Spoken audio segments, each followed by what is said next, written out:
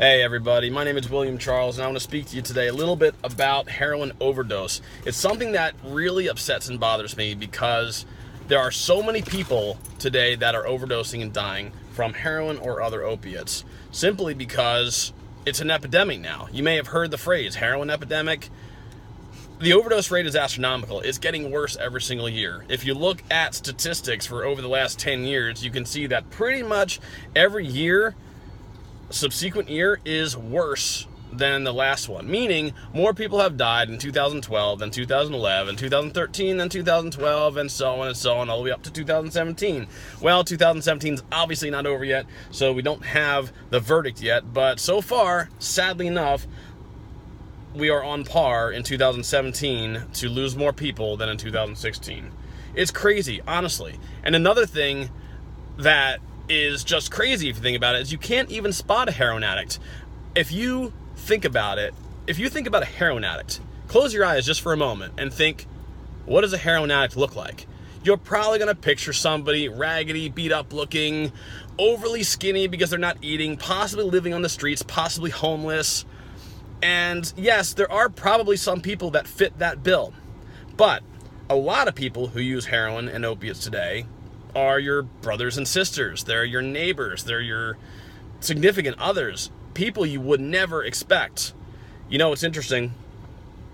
I saw a counselor for about 3 years just talking about various things of life I was struggling with. I'm a firm believer in counseling, by the way. I believe even counselors should have counselors because sometimes we're just experiencing so much that we need other people to help carry our burdens. So I was struggling with some things, speaking to a counselor, but in the midst of that, I started using drugs. Now, the interesting thing is, my counselor was also a drug and alcohol addiction counselor.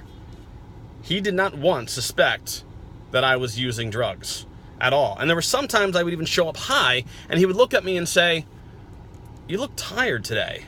And I'm like, yeah, I've had a really long day. Well, yeah, of course I look tired because I'm nodding out because I was just using heroin before I came to session. It's unbelievable. He knew what to look for. He could spot the signs of a heroin addict, but he didn't think to look for them in me because I don't fit the stigma, right? I mean, nobody would look at me and think, oh, okay, that guy is or was a heroin addict. They just wouldn't suspect that. I was always very successful in my career. I had a master's degree and was busy working, employed, presented myself well, could communicate well with others. And that was just the reality of the situation. So, nobody expected it. So, I mean, I fooled family and friends. They didn't know. But that could be the same in your life. So you need to be aware, you need to be alert that people you love might be suffering too. And the fact that heroin has become so much of an epidemic that it is spreading everywhere, it's likely that it's eventually, if it hasn't already, going to hit somewhere where you live. And I don't mean your town because it's likely already in your town. I'm talking about someone you know, someone you love. And that's the really scary thing.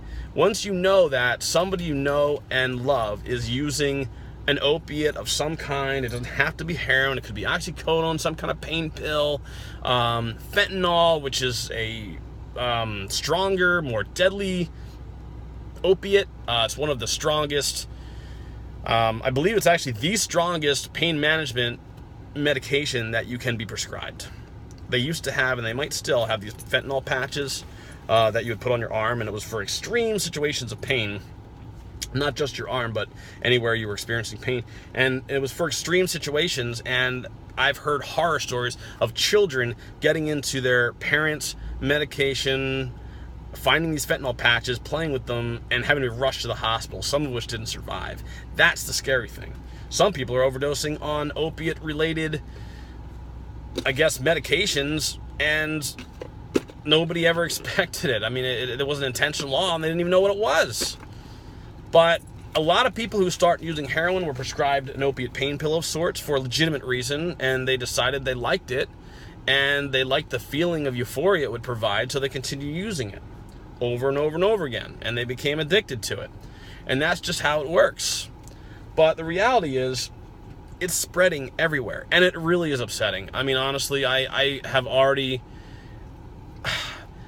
I talked to my father, who is obviously, 20 plus years older than me, And he tells me all the time about he's losing people left and right, and how there are so many people he went to high school with now that are gone and dead.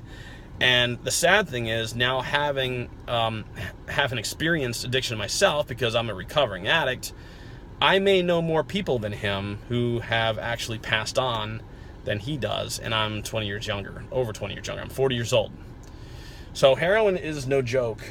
Drugs is no joke. It's obviously killing people left and right. I'm so glad that I escaped. I mean, I can only thank God for his grace and his blessing. I don't think I would have escaped without him. There are many ways to get treatment and help out there, but ultimately, you have to be ready to do the work yourself. It's partly about the kind of treatment and help you get, and it's also a part about your willingness and readiness to move forward and take challenges. It's hard.